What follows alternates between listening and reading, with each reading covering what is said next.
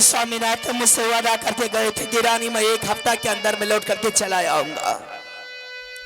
प्रमाण दे करके गए थे कि रानी जब तक तुलसी हरा भरा रहेगा समझ जाना कि मेरे पतिनाथ जिंदा है।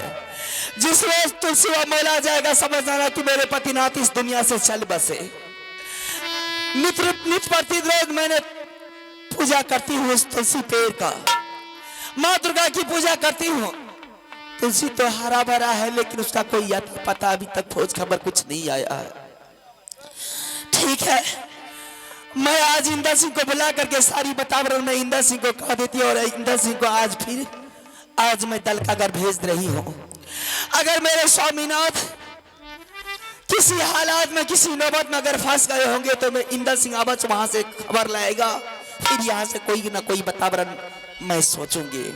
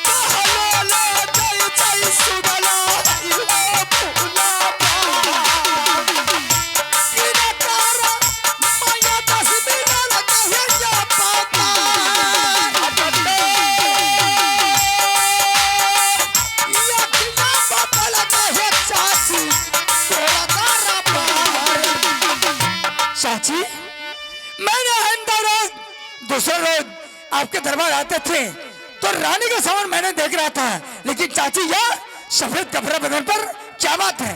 क्या मैं बताऊंगी? हाँ चाची। मैंने तुम्हारे चाचा जी को भेजी थी, मैंने दलकागर वादा करके गए थे कि रानी मैं 1 हफ्ता के अंदर में लौट करके चला आऊंगा, लेकिन 1 हफ्ता को कौन पूछता है? अभी तक मेरे स्वामीनाथ लौट करके नहीं आए। आज मैं तुम्हें बुलाई हूँ इसलिए कि आपने चाचा जी को ढूंढने के जाओगे या क्या खबर लेने के लिए जाओगे? किस हालात में फंसे हुए? चाची जी, जिस टाइम में चाचा जी ने जा रहा था दलकागर, उस टाइम में सांसें में लगा देते मुझे। यही बात तो मुझे ध्यान नहीं रही कि मैं तुम्हें साथ लगा देती। साथ में देवा पंडित भी गए, वो भी मुझे भूल गए, सारी वातावरण को भूल गए। ना खबर भेजा है, ना अपना आया है, ना जाने मेरे स्वामीनाथ किस स्थिति में फंसा हुआ है। ठीक है चाचा जी, जब तक चाचा जी को हम खोजेंगे नहीं, तब तक मुझे स्वयं का साहस नहीं दे सकता हूँ। चाचा जी धैर्य बन के रहो, जब तक चाचा जी नहीं मिलेगा तब तक बाबा के हम भी नहीं रहेंगे। चलती हो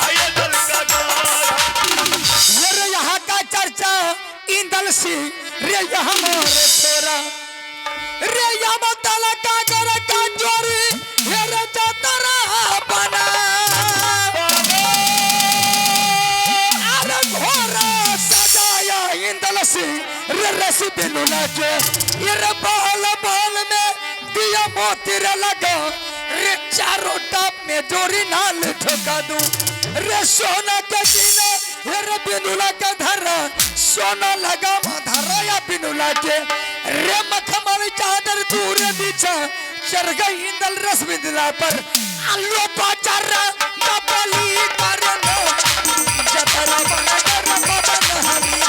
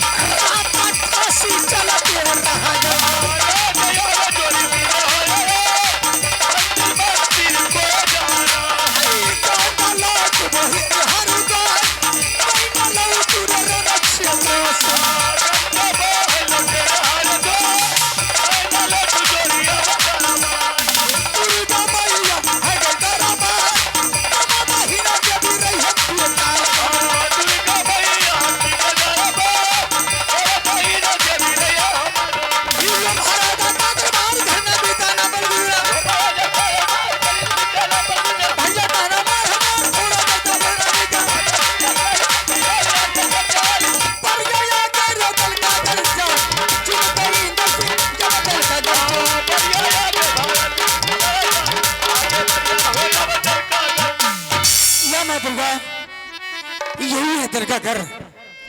इस दरबार में दलकागर का राजा नहीं देख रहे हैं, और इस दरबार में मंत्री भी नहीं है, किससे जवाब करूं? ठीक है, मैं आवाज लगाता हूं, यह राजा होगा तो अवश्य आकर के मुलाकात करेंगे। सारा बार सुना ले तू हेरे ताला का गार चिर जहान करला मौला का तारा तारे हाय रे हमारा के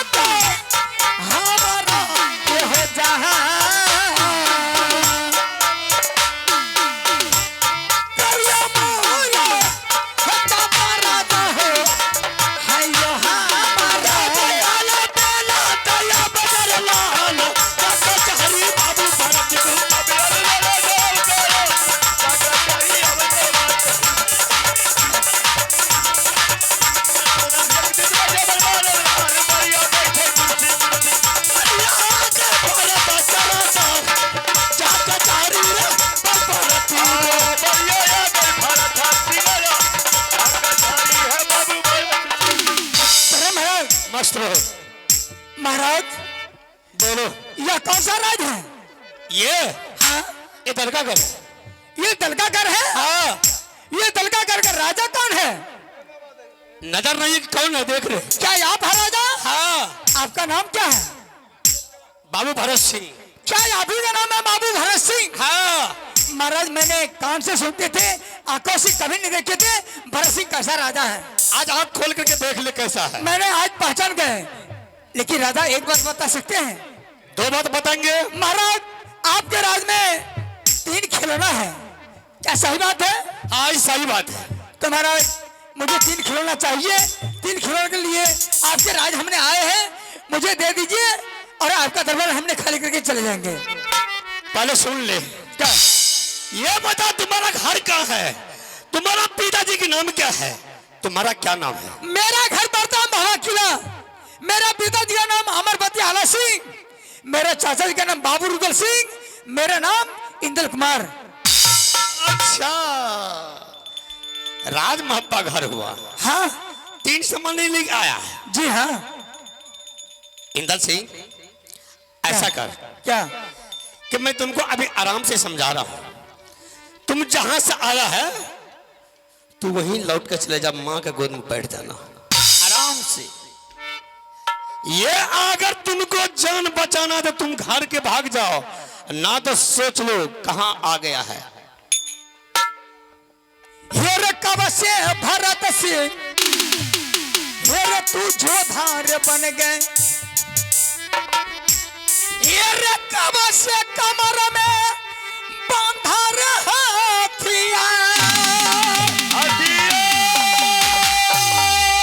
हेरे कब से बाजी तू रन में उतरा।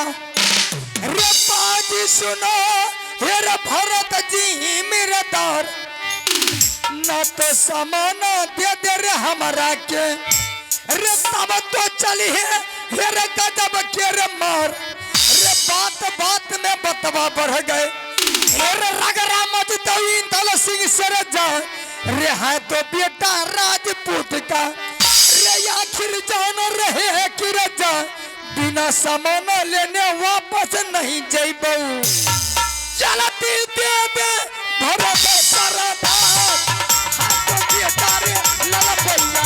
ओ जल्दी दे भरत सिंगारे उतरो के तारे लल छोड़। मेरे पतिया सुनकर छतिया रे जल गए। हे रे अखिया रे लाल पियरा बन जाए।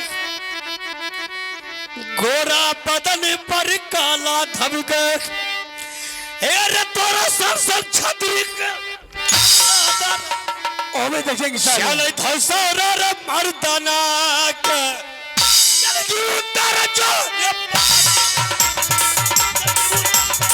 रचत हम ओ जब उतर जो पाजी हमें उतरे सरबारे रंगे परिया मेरा के क्या था परिया चल बराबर जा उतरे सरबारे न थे मेरे 12 बरस दिन सलबा मेरे कुत्ती बचैया मेरे 16 बरस दिन सरबा बचरे सिया मेरे 36 बरस दिन पाजी मेरे छतरी रे जिए मेरे नित दिन खेले लोहा के रे मार रे एक दिन मरना है सबही को रे कोई मरे आज रे कोई मरे कल मेरे मौगी मरती है घर शोरी में मेरे बेटा मरता है रण क्षेत्र पर जा उतरो बेटा अब मैदान में चल था सौरा इंद्र सिंह के जा परियारा जाने हमारा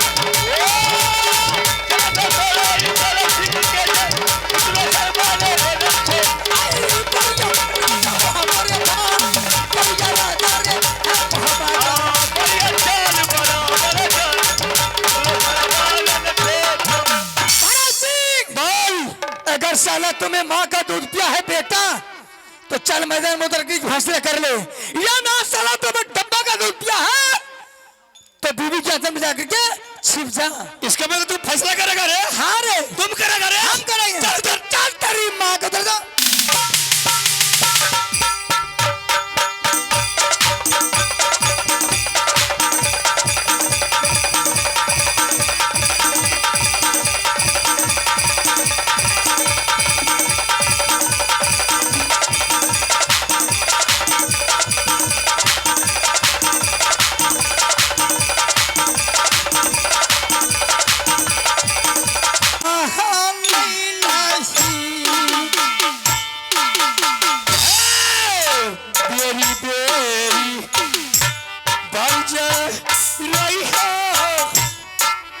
दुश्मन रे तोहार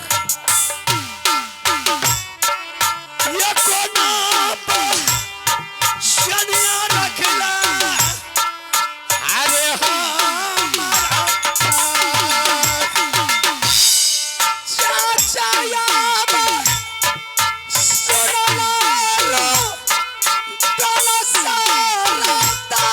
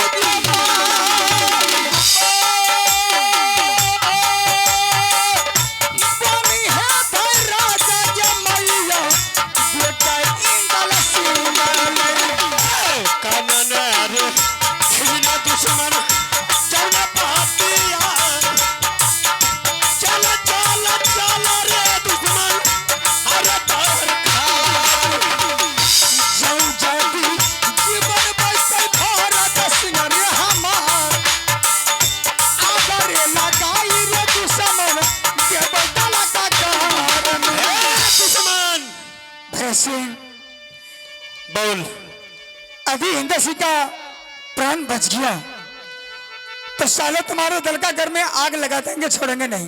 रे बेहुदा बोल भरत सिंह, तुम मेरा चंगुल से आम नहीं बचेगा।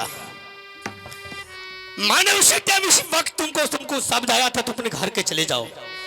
तुम घर नहीं जाकर के तुम मुझसे बकवास किया। अरे मैं भी राजपूत औलाद हूँ, अगर पार मेरा आगे हो गया तो पाछे कदम ही नहीं हो सकता है। चल मुसलमान, लेकिन सर झुका करके नहीं चलना। चल तुम तरर घर, तुमको वो नतीजा करेंगे वो परमात्मा जान दे। चल छोड़ी दो, छोड़ने का कोशिश किया रे जीवन राजा यो इंदल सिंह के यो जान, बहुत ठट्ठा मारेंगे। रहिए हो दुलरवा बेटा हो बाबू हो दल सिंह के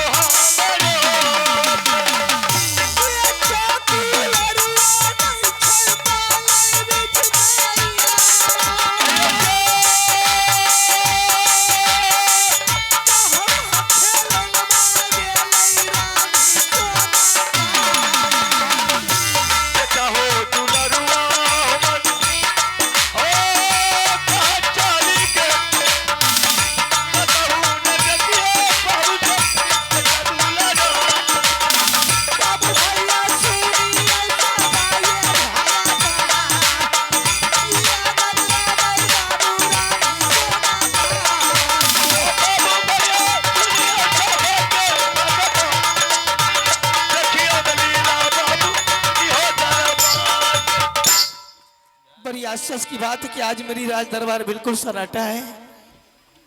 रंगमहल में बेटा इंदल को नहीं देख रही हूँ, कहाँ का पता न पता हो गया है, कुछ समझ में नहीं आ रही है।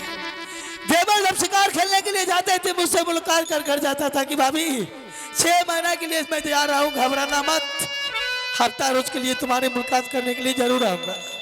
लेकिन आज किसी को नहीं देख रही हूँ, आश्चर्य की बात है।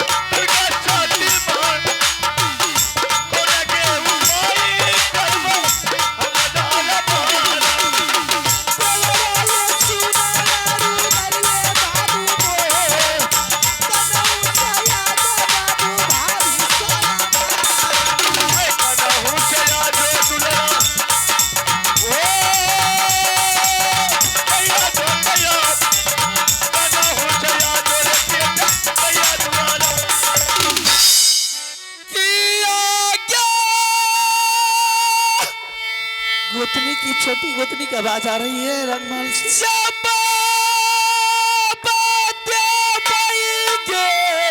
इसी से पता लग जाएगा कि कौन कहाँ गया है।